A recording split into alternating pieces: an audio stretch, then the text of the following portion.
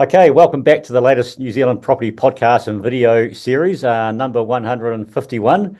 And welcome. How's that, Sarina? 151. Yeah, Congratulations. yeah. And we've got a special guest, and she's special because she's a good friend of mine. And we've talked quite a lot on podcasts and different seminars and webinars, and I've helped you out, and you've helped me in the past. But it's been mainly with your general manager of the Auckland Property Investor Association, where I believe it's about 17 years you've been GM. A long time. A long time. It is a long time. Geez.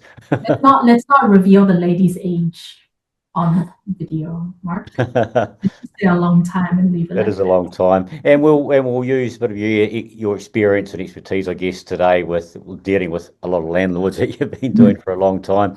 But we're sort of more talking today in your personal role, which is a tenancy advisory business that you've got, and that's sort of where we're going to talk. Welcome, Sarina Gibbon, to the podcast.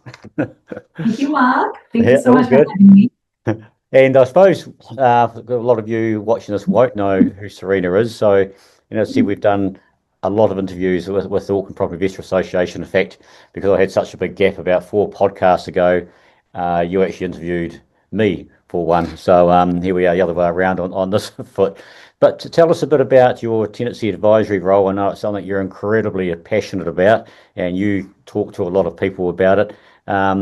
We'll talk to nuts and bolts soon, but just briefly, who are you? And in 1 minute or less, tell us about. After that, tell us about your role, and we'll dig deeper into it in a minute.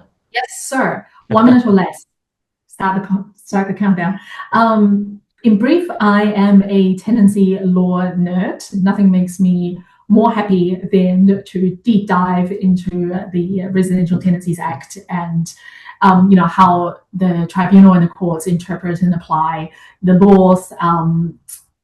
It makes for an incredibly sad life objectively, but I enjoy it.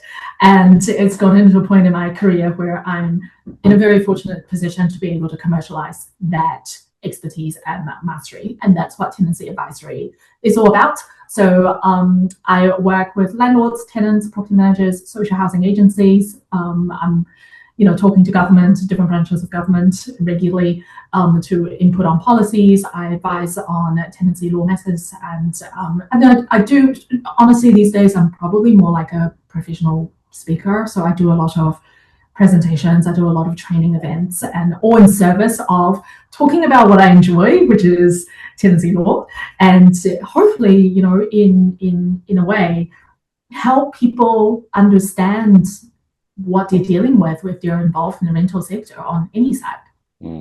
And do you, something I never thought of till you just sort of talking then, do you actually get tenants coming to you asking for assistance? Yeah. Am I allowed to swear on this? Am I allowed to use bad words on this? Probably not. Okay, I'll keep the language clean. No, this is a podcast. You can use whatever language you want. I'm going to keep my language clean. I have respect for you, Mark. But I always take this position, even and from the very start of my career in the rental sector. I always take this general position of, I don't want my work to ever be about anti-landlord or anti-tenant, because that's not aligned with my personal values. And I'm very much about anti-assholes. Yep. Could be anyone.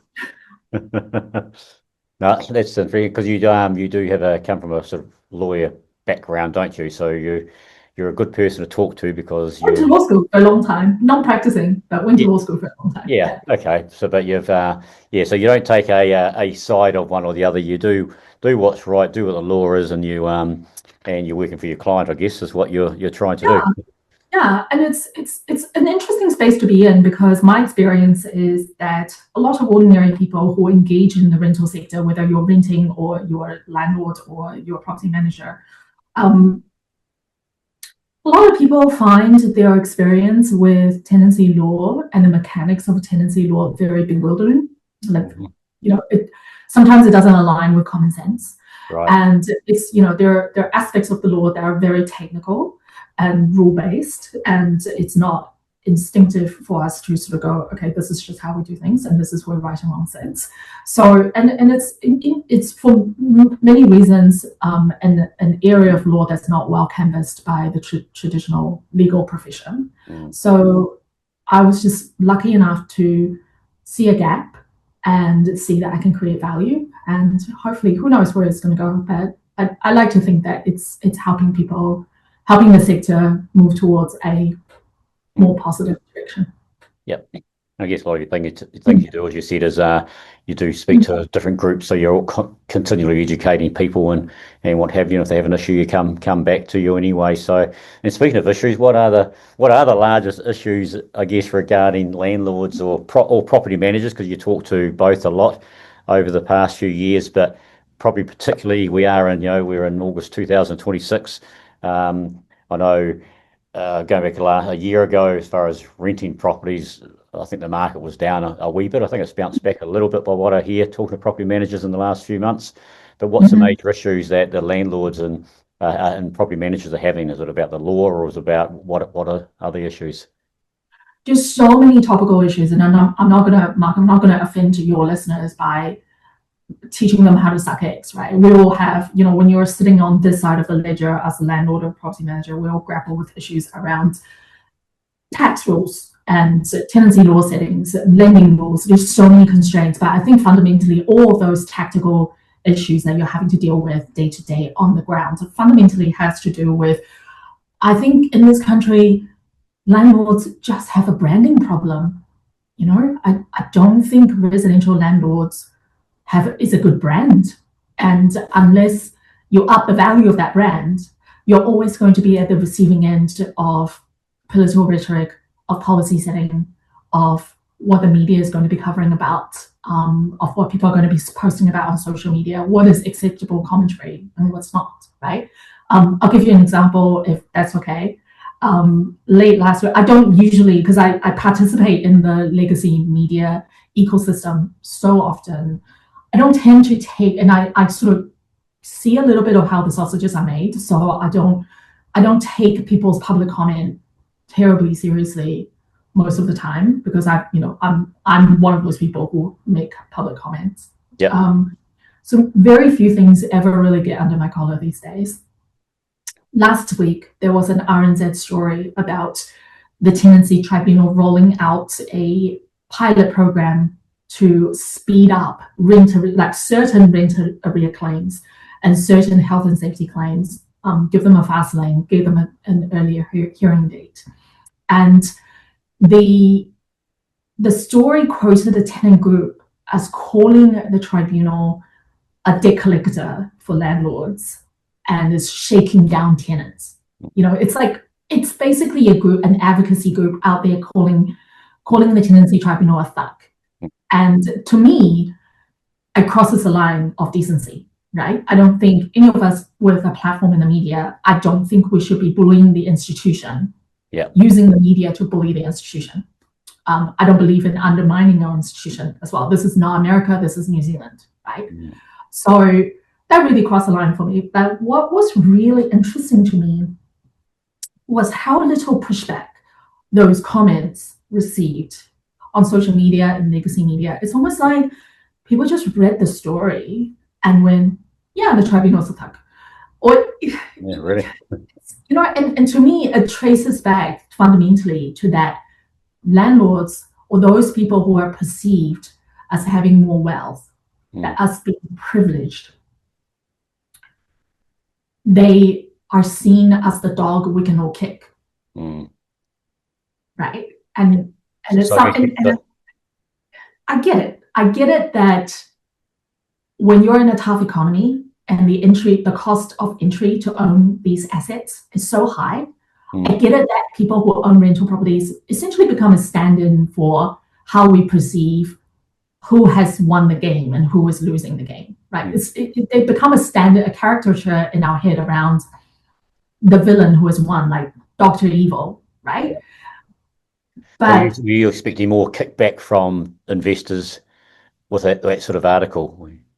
Yeah, I just think, when you have stories in the media and social media that denigrates investors as one class of people. Look, absolutely, there's slumlords in the sector. They should get out, right? They are there are people, I think there are very legitimate questions or debate to be had around to what extent should we allow speculators to continue profiting from a limited housing supply without creating any more housing stock, right? To what extent should speculation be allowed? But not everyone who has money and property is a slumlord. Not everyone who has money and property is a speculator. Yeah. Right. And I don't think, I understand why investors get kicked in our public discourse. I understand the impetus behind it. I object to it when it crosses a certain line of decency. And I feel like that story in the media calling the Tenancy Tribunal a thug, essentially, that crosses the line for me. If I reverse engineer all of that back and I ask myself, what is the problem? What's the reason for this to come to be? I think investors just have a branding problem. It's not a good brand. It's not a brand people like. Yeah, I guess it doesn't help if some get political here, but at some parties they make out the landlord to be the villain sometimes, and that's bad, and that's terrible. I mean, as you and me, I think you and me are two people that both try to do what's right and fair with whatever we do, and every society of New Zealand, every business, every race, everyone has good people and bad people in business, and that's the way it is. And yes, property investors, there are some slumlords, and they're the ones that make the press all the time. And then there's some big landlords we all both know that own between 40 and several hundred properties, and they're very professional usually on how they do things. Not saying that some of them aren't slumlords as well, but majority of them aren't.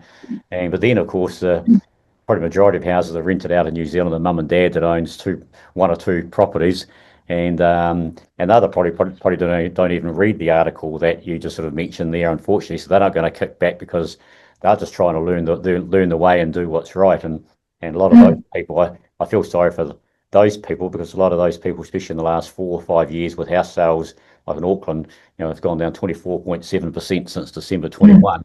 A lot of those people have lost hundreds of thousands of dollars, and they're struggling to keep their tenant in their house, in a house, which is fantastic for New Zealand, and just good normal mum and dad people that we try to do it. So it's I really like what you're saying is the brand. We've got a bad brand as investors in New Zealand at the moment, and a lot of other places have got a good brand.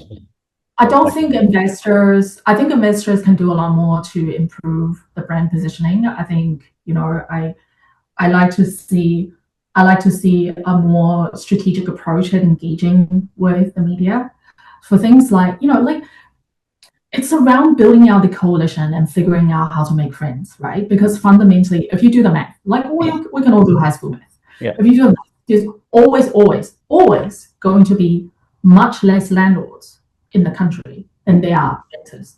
Yep. That's how it works, right? So if you are not imaginative, if you're not building out the coalition, and you're simply not going to get enough people to go into the voting booth to vote for a housing solution package that is aligned with your interests, right? If you always play to that media trope or that narrative trope of it is the landlord versus the tenants, just by numbers, you're never going to win, right?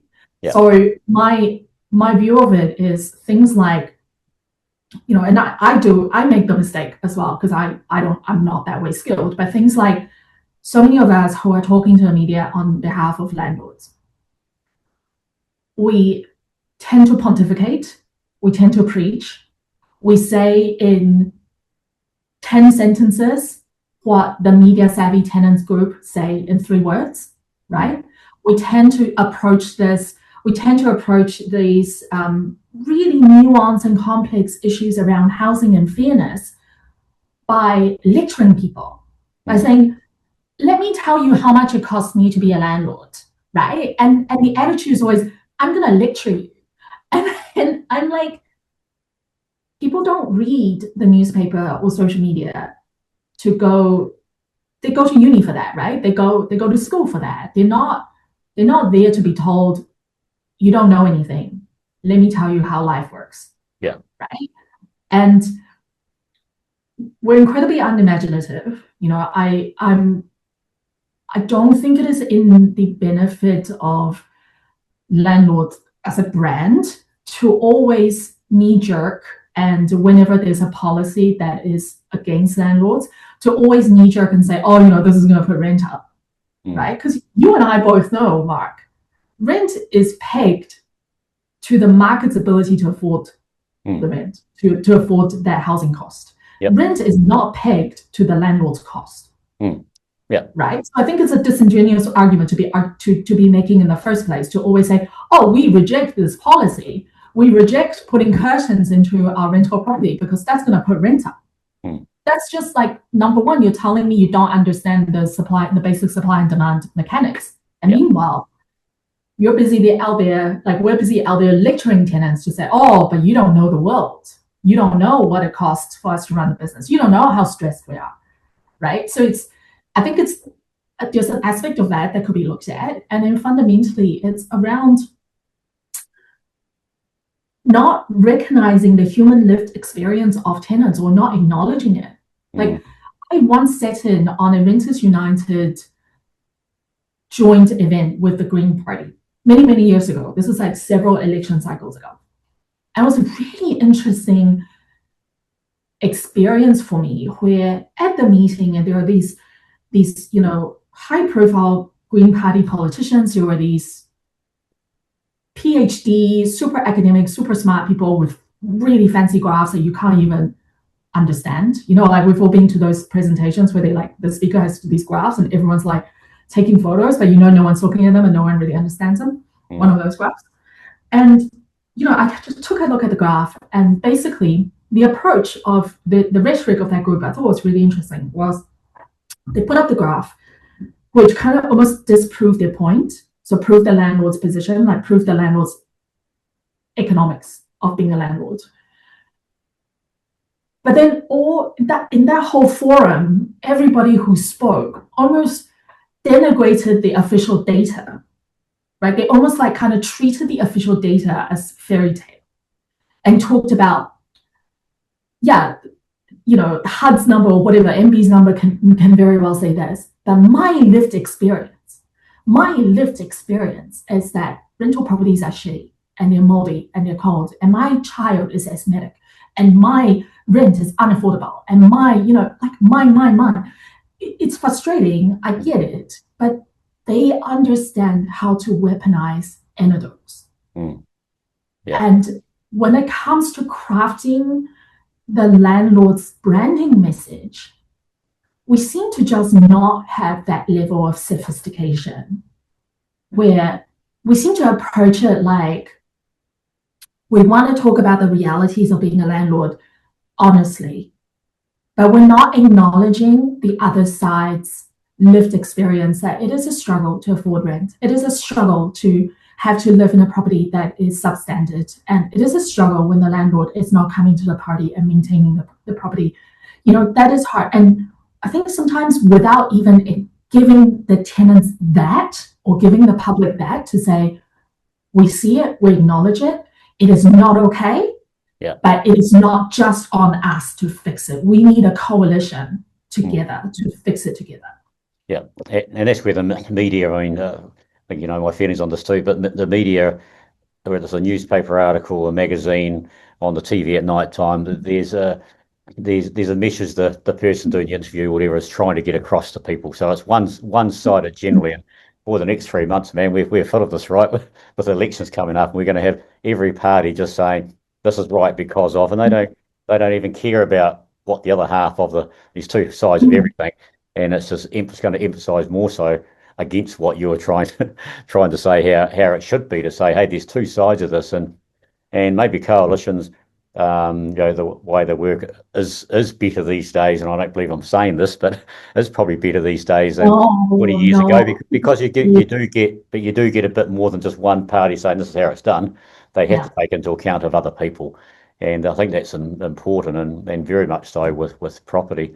You know, I had the next couple of questions. I'll probably still ask the next couple of questions. You've sort of covered a little bit of it, because it is from the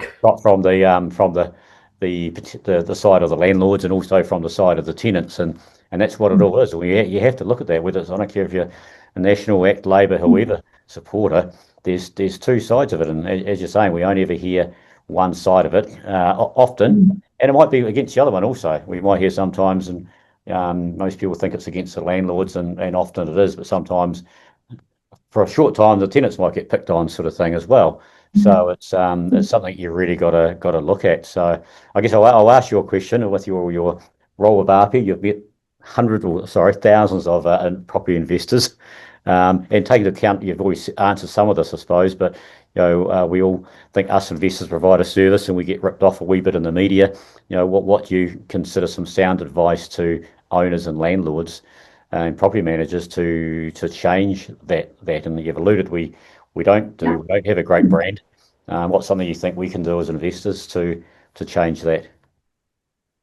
First thing I would do, and it's work for me literally just yesterday, is connect, give feedback, connect to the media, whoever has created the content in media or on social media, connect in a way that is respectful, illuminating, hopefully, and conciliatory, right? So that story I told you about that really yanked my chain with the Tenancy Tribunal being characterized or mischaracterized. Despite my very good relationship with many other journalists at RNZ, I was really nervous about this one because the journalist who wrote this story, I've never been interviewed by her. They see the nasty side of Sarina, did they? No, I was not really the nasty side. There is definitely a nasty side of people right now. But I was really nice, but I was really nervous because I felt very passionately that I wanted to say something. I felt offended because I think primarily because I have good relationship with key people in government and at the Tenancy Tribunal, and I know for a fact that they worked very, very, very hard to get to that pilot program. So, and also because adjudicators do not speak to the media, they cannot meaningfully defend themselves, right? So I kind of just felt like a bully was taking out some other kid in the playground, and I'm on the side, and I felt like I needed to step in. Yeah. Anyway, I debated, and I reached out to the journalist. I was really direct. I said, I want to share with you my constructive feedback. You had platformed some very hostile framing about one of our critical institutions, and you did not explicitly push back. You did not frame it as, I feel like you had mischaracterized the court. I felt like you didn't give it an appropriate frame, and I feel like overall the piece of your work is undermining the public's trust in the institution, which has no place in my view, no place in New Zealand. She came back, she was really gracious. She was, I ended my email by saying, if you ever want to know any details about this, happy to talk you through it. Right. And look, she will, she won't, I don't know, but I thought she was very gracious. I took her reply on face value, and I just feel a bit more confident in her work and RNZ's work going forward. So I do think, sometimes there's this tendency for us when we feel attacked to attack back. Yeah. And certainly I'm getting, whenever I'm in the media, whenever I write opinion pieces, I get landlords I get landlords who write to me and attack me personally. I get some really horrendous feedbacks. And the differences between the one I gave to this RNZ journalist and the ones I should say the hate mails I get is, I think if your starting point is respectful, is reasonable, acknowledge that their work has integrity, but you're simply bringing a new perspective to enrich their work. Mm-hmm. If your starting point is not, I am here to make you feel small, right? Because so many of us, that's the knee-jerk reaction, is I am here to make you feel small. So and you only have to see those comments on articles and stuff where people are just trying to do exactly that rather than trying to actually the ledger, something. Right? And so I think you go long-winded way of answering your question. Go back to what's my tip. Number one is deep breath, be asshole yourself if you're that way inclined. And trust me, Mark, I am that way inclined. Anytime anyone attacks me, I'm like, how do I make you feel like that? Right? Yeah. Be the bigger person. Yeah. Assume the other party is acting with good intent. Yeah. And help them by saying, let me tell you how I see things. But leave it to them to make their judgment. One of the biggest advocacy or branding mistake I see landlords make over and over again as a cohort, whether intentionally or not, is the way we communicate to the media. Sometimes it leaves the reader who is not a landlord feel less than, feel small, right? The way we talk about it, we're not embracing differences. We're not like there's a certain judgment being made of people who do not own properties or multiple properties. I don't think that underlying feeling, I'm not suggesting that everybody who owns property feel like they're better than, but certainly the people who engage with media, sometimes some comments leave me a little bit uncomfortable. You can call me a snowflake, whatever, but I have no reason, if it makes me feel uncomfortable, I have no reason to think that other people wouldn't feel uncomfortable about it as well. So sometimes it's around just recognizing, it's like what I said in my latest article in the magazine is democracy doesn't require an IQ test, Mark, your vote and my vote all being the same compared to a fool's vote. Right?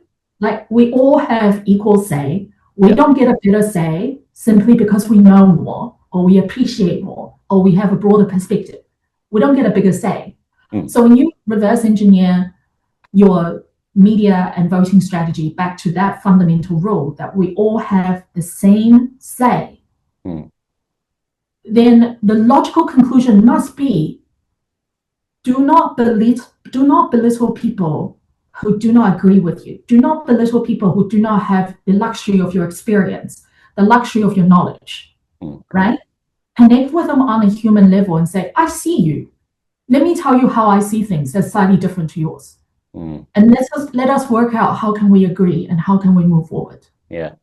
Such a wise comments there, and the world would be a better place if everyone did that. That's for sure. So I can say about that. Most people are going to do it. I mean, so I guess for investors, don't be reactive, or be reactive, but not in a nasty way. But write something yourself, positive rather than that. But be brave, constructive in criticism, or if any reply to something like that article, for example, you had there. I think it's just telling stories to people and what the truth is, and maybe, and this is interesting what you say. I'm going to ask a question now, and this is probably what some landlords are trying to do. We're trying to defend ourselves. But if I said to you, on the other side of things, tell a tenant, I guess some things they should know or whatever. What would you say to? And it's not only a tenant; it might be someone that again doesn't really understanding investment, what have you. And everyone thinks, like the article says, every investor's a slumlord and a pig, and they're not. What are your what sort of comments? What would I say to advice? What's your side of it?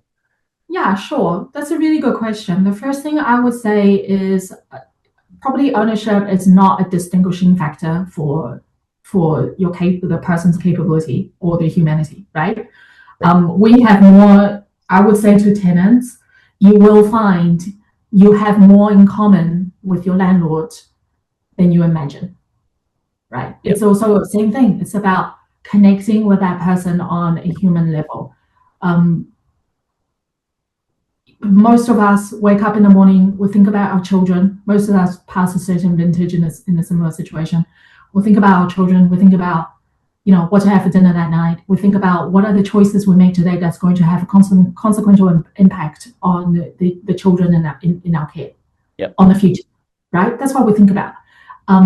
Lots of landlords I talk to tell me they're relieved that asset prices are coming down, because that means their children is going to have a chance at owning a house like they did, right? That's a uniting view for landlords and tenants, because we all want the future to. I mean, I think it's the code of our humanity to want better for our next generation than what we have for ourselves.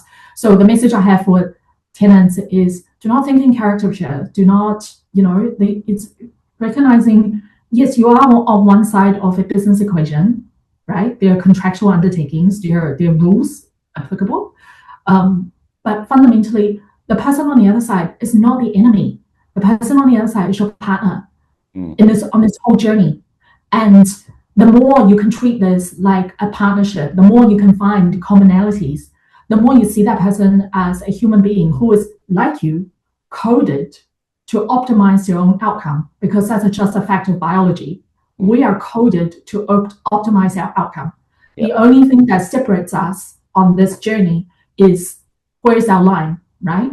We can do, at what point do we say, okay, I've had enough, and I'm going to elevate someone else's interest over mine, right? We all draw the line at different places, but fundamentally, you and I and all the tenants, all the landlords out there, we're all coded to optimize our own outcome. It's recognizing that, right? It's recognizing that we all have to act rationally, logically to get to where we want to get to. But fundamentally, we need to collaborate as partners to get to a better solution, to get to a better outcome together. Like there's this weird, I love talking about Chinese proverbs, only I don't really know them very well. But there's like this really good one, which talks about like some kind of kung fu master was telling his disciple to break a chopstick. And the disciple was like, yeah, picked up a chopstick and broke it. And then the kung fu master, that's such a racist thing to say.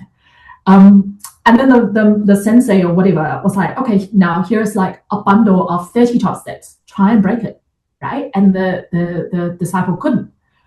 And I think in that imagery, it's a reminder that we're better off working with each other than we are working separately apart. I see a housing future in New Zealand where tenant groups and landlord groups speak from the same hymn sheet. And say, we all want the same outcome. We all want longer tenancies. We all want for tenancies to be sustainable. And for that to be sustainable, the investment math has to work for landlords, right? And part of that blows my mind that we can't get together with tenant groups to affect policy change that would lift the wages of New Zealanders, especially when we know rent is pegged to wage growth. And we're in a low wage, high asset cost economy. For me, the common enemy, therefore, is low wages.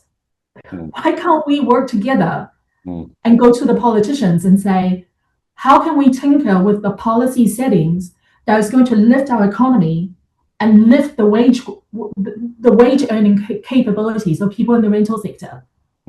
Yeah. I mean, you're right. It's a shame, what's happened with, I think, policies and governments in the last 10, probably 30 years, but 10 years, and also really taken attention of it, I guess. With they go extremes, and it's trying to get that comprehensive, compromise of tenants and landlords. It's not. It was probably two way in the landlords, and then it was two way in the tenants, and I guess they're trying to sort it out now. So it is a medium for both, because life's all about the compromise, and if you can get a win-win, that's what we're after. Same as real estate. The best sales I ever do, I get a photo with a seller and a buyer. I mean, who does that? But that's because everyone's happy, and that's what it should be with that. And it's not easy to get that. And I've been a landlord. It's not easy, and we need better imagination, because if we keep having these extreme and unimaginative policies that is really around taking from John to give to Paul, right? Then this whole sector is just perpetually going to be stuck in a zero-sum game, right? But if you think outside of, if we can bring together tenants as a coalition and think outside of the squares, and not in all instances, in some instances, strategically chosen, right? Where you sort of go back to that wage growth idea, is we're all fighting over the tenants' disposable income for housing in a limited wage economy, right? But if we can somehow affect policies that grows the tenants' income, somehow lower the percentage of their disposable income to housing cost, but in real terms increase that income for landlords to make the investment, the math for owning investment properties keep mathing, right? Then we're not fighting over one slice of pie. We're baking a bigger piece of pie. Yeah. 100%.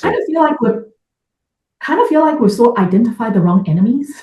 Yeah. One of the things wrong with New Zealanders is the tall poppy syndrome. We other countries embrace the successful people, and we sometimes, whether you're a sports person or whatever you are, someone's got too much money, they're bad people type things. I mean, without people who've done well, we're not going to have places to rent. And I got very anti during the COVID time, and I was too angry to do a series of videos, and it was just, I guess, going through one of those times when it was too extreme on one side, and it was costing landlords 8-10K a year to own a property with all the changes. It'd be nice if it sort of went over gradually, maybe, just so it can again work for both parties. I agree with what they were doing in the healthy homes, and I was very, very happy with that. Interest limitation was really damaging, I thought. Bang. Yeah.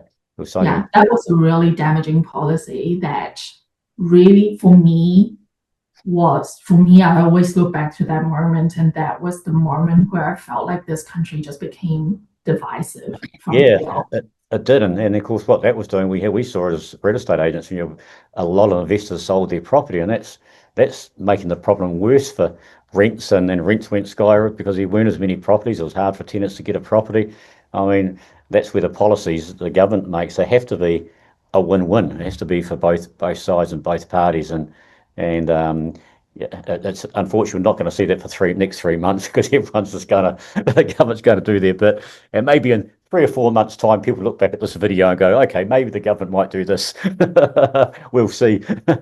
Not advocating policy. But it's a funny one, hey, because it almost feels inevitable when we have so much of our wealth tied up in property and nothing else. And so, like, the system was set up, the framework was set up in a way that makes it economically rational for people who can invest in properties to invest in properties. And we've done it for over 30 years. Like we've had planning laws and all these other policy settings that's enabled people to take these, to be at the receiving end of these huge leverage advantages to own rental properties for so many years, for so many generations. And then we turn around and tell these people, you're bad for being successful. You're bad for taking accountability for your future. You're bad for looking after your family. You're a bad person. How dare you own more than one property? And you're right about our country. It's a really weird place I'm an immigrant, so I kind of speak about it from an outsider's perspective. It's really weird to be in an environment where it seems like anytime you're successful or good at doing anything, you're called upon to take a moral purity test. Right? Like it's somehow a moral verdict and you're always going to land on the wrong side, because how dare you be a step ahead of the rest of us? Which I always find really weird, because that's like a really communist way of looking at it. And the real stuff was real people just had a call just before this podcast, and that was with a young couple that they bought a property in March 21, 1.4 mil. It's probably worth maybe $1 million right now, and they're going to sell the property, and they've borrowed money from family and to be for investment, and that's a real scenario with some people. So it's not all landlords are all bad, just like tenants aren't all bad.